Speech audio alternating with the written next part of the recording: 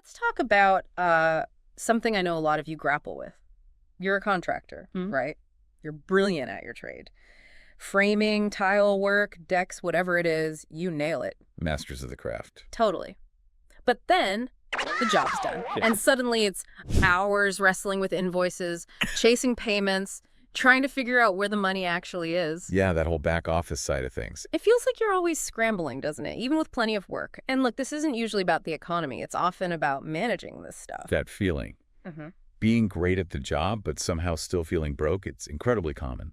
A real disconnect sometimes. Exactly. So, okay, our mission in this deep dive is to find a better way, a more, streamlined and definitely more affordable way for you to get a real handle on your cash flow. Right. Something beyond just hiring that full-time local bookkeeper, which, let's face it, costs a fortune. A small fortune, yeah. We're looking for something smarter. And we've got some good stuff to look at. There's this transcript called Builder Banter. It's a chat between a builder, Brent, here in Columbus, Ohio, and his accountant, Bob. Okay. And they get right into these issues. Plus, there's an article from Columbus Contractors magazine, lays out the common cash flow problems and, importantly, some potential solutions. Perfect. Okay, let's dive into those common mistakes then. In that chat, Bob lays out 6 big ones he sees all the time. Usual suspects, I bet. Pretty much. First one he hit, failing to invoice promptly and accurately. Seems basic, but... Oh, it's huge. And that Columbus Contractors article, it really emphasizes that. Sometimes invoices just, they don't go out fast enough, Right. after the job's done. Right, the momentum's lost. Exactly. And even when they do go out, maybe they're missing key stuff, like PO numbers or a clear description of what was actually done. Which just slows everything down, leads to questions, delays. Payment delays, disputes. Yeah, big headache. Okay, mistake number 2, Bob mentioned. Poor tracking of accounts receivable. So the money's owed to you, But you don't have a solid grip on who owes what, or when it was due, or if it's late. It's just kind of out there. Yeah. The article points this out, too. Lots of contractors, they don't have a regular system.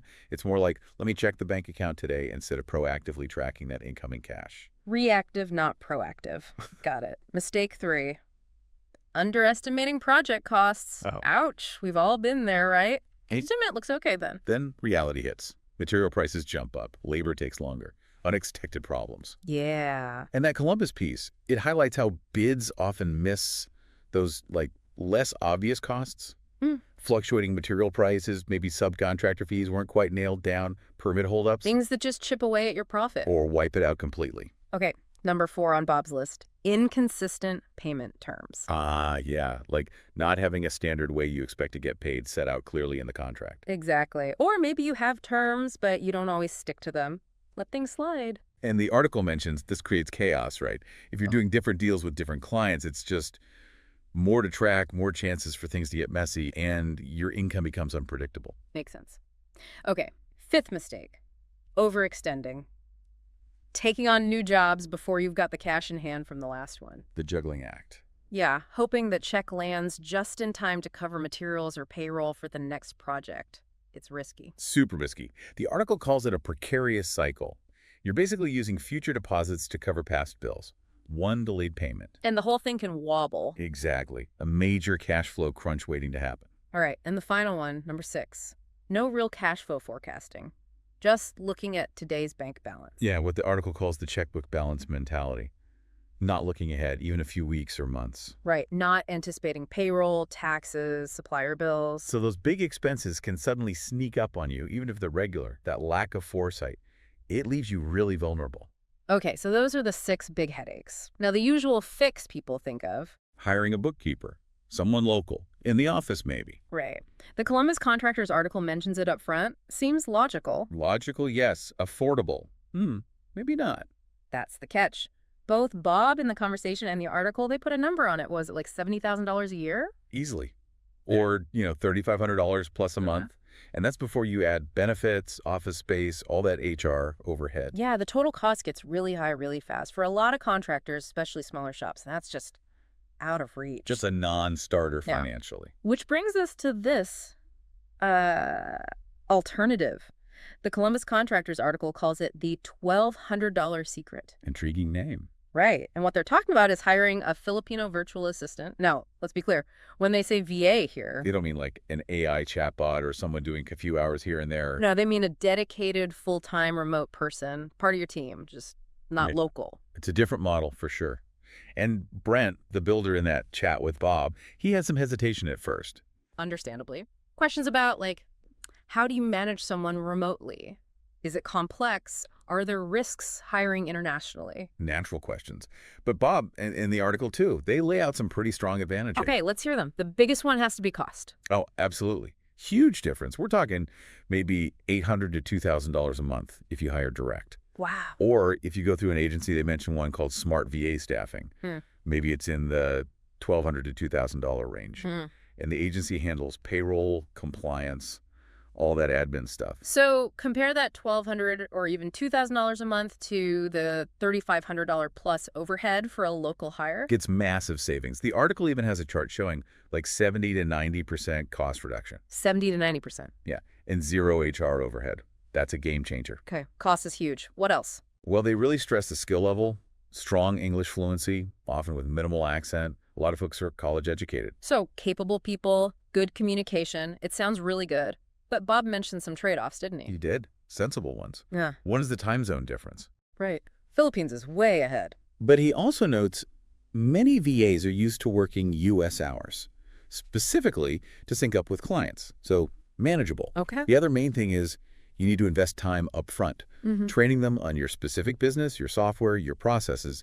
You need good systems and oversight, especially at the start. Makes sense. You can't just hire someone and expect them to read your mind. Exactly. Initial effort is key. Okay, so we've got the 6 problems. We've got the expensive traditional fix.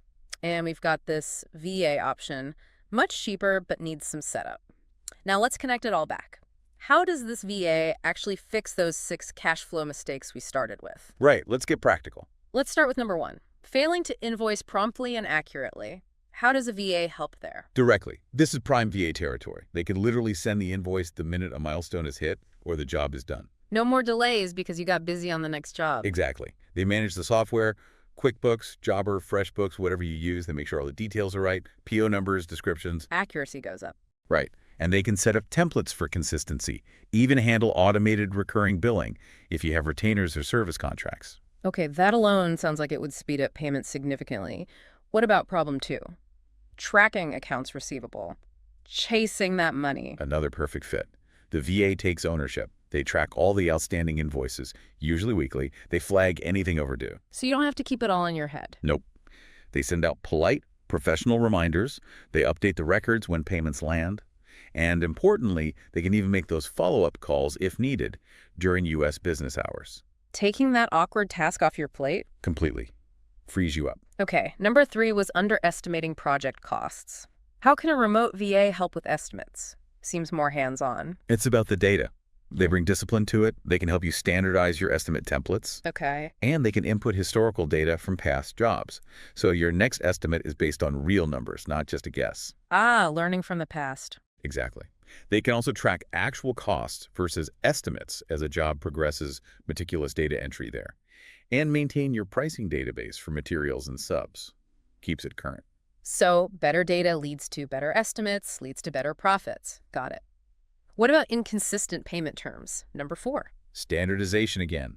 The VA can prepare your contracts and proposals using approved templates. Making sure those payment terms, deposit schedule, final payment due date are crystal clear every time. Yes. And they can track signed agreements, make sure clients have acknowledged the terms. It just adds that layer of professionalism and consistency. Which should lead to more predictable income timing. Good. Number 5 was overextending starting new work before getting paid. How does the VA prevent that? By giving you visibility, they track deposits received against work completed for each project. So you know exactly where you stand financially on each job. Right. They can flag situations, hey, project A is 70% done, but we only had the 30% deposit. Maybe hold off starting project C until payment 2 comes in. A financial early warning system. Kind of, yeah. They can prep deposit requests, maintain a job status dashboard. You get a clear picture of commitments versus cash received. Helps you make smarter decisions about taking on new work. Definitely reduces that flying blind feeling. Okay, final one. No cash flow forecasting. How does a VA build that crystal ball?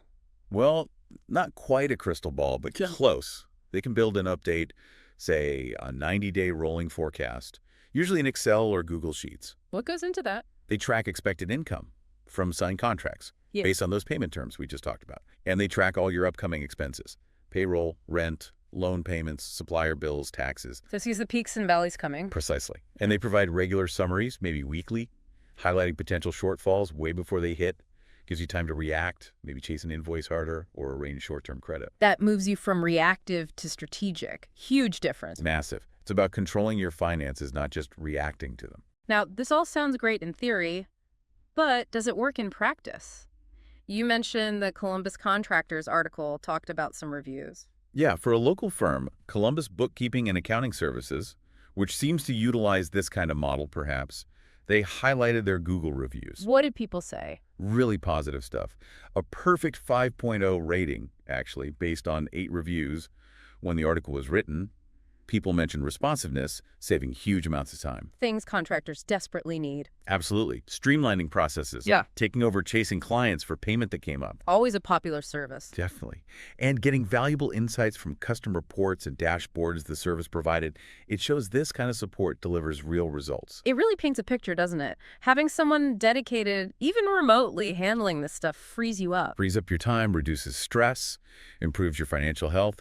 It validates the whole concept. Okay, so wrapping this up, the core message here seems pretty clear. If you're that contractor, great at your job, but drowning in the financial admin. That feeling of playing financial whack-a-mole. Yeah, you don't have to just live with it. This idea of using a virtual assistant, specifically tapping into that Filipino talent pool like Brent and Bob discussed, and like the article detailed, it seems like a genuinely viable, cost-effective path forward. Way off the hamster wheel. Yeah. It's about focusing your energy. Your expertise is probably building things, fixing things, creating things. Right. Not shuffling invoices. Exactly. Yeah. Getting bogged down in the back office doesn't just steal your time. Yeah. It can actually hold back your business's growth. Which brings us right to that final thought, that question the Columbus Contractors article leaves us with. It's a good one. What is it? It asks, what could you build or achieve if you weren't constantly chasing payments? Powerful question. Seriously, take a second and think about that. If that financial stress, that time suck was gone, what could you do? Grow the business, take on bigger projects, finally take a decent vacation. It's about reclaiming that energy for what matters most and exploring options like a VA. It might just be the key to unlocking that. Yeah. The article mentions Smart VA Staffing Agency as one place people could look if they wanted to investigate this route further. Not an endorsement, obviously, but a starting point for your own research. A way to see if this fits your business. Exactly.